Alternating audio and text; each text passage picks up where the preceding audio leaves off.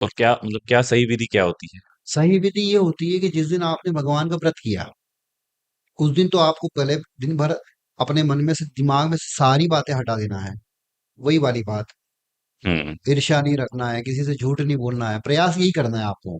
निर्मल मन बना लो अपने आप का, और भगवान की भक्ति का जो तरीका होता है, अलग अलग भगवानों की अलग अलग भक्ति, मतलब प्रक्रिया होती है पूजन हुँ, पाठ करने की। हुँ, अब आप लोगों ने, अगर लड़कियां कह रही हैं, अगर इसी प्रश्न का उत्तर दूं कि लड़कियों को सोमवार का व्रत करेगी और उसको अच्छा पति प्राप्त हो जाएगा, हुँ, ठीक है।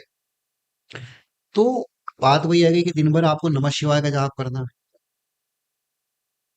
भगवान की पूजन का भी एक प्रकार होता है सर। हुँ, इसको बोलते हैं पंचोपचार पूजन, हुँ, षोडशोपचार पूजन, या राज उपचार पूजन। जैसी आपकी परिस्थिति है, घर घर की आर्थिक परिस्थिति, हुँ, उसके हिसाब से आप भगवान का पूजन कर सकते हैं। हुँ, आ रही समझ में बात?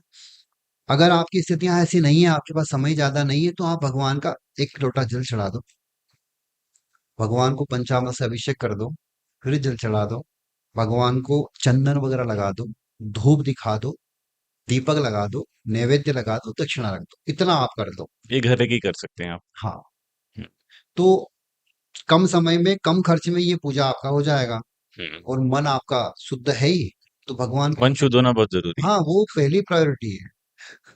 तो आपकी नहीं तो मंदिर में जाके भी कोई मतलब नहीं है फिर, कहीं भी कहीं चले भी जाओ, जा सब आप दुनिया के किसी भी तीर्थ में चले जाओ, अगर आपका मन सही नहीं है, तो कुछ भी नहीं होना है, मतलब ये तय है। हुँ,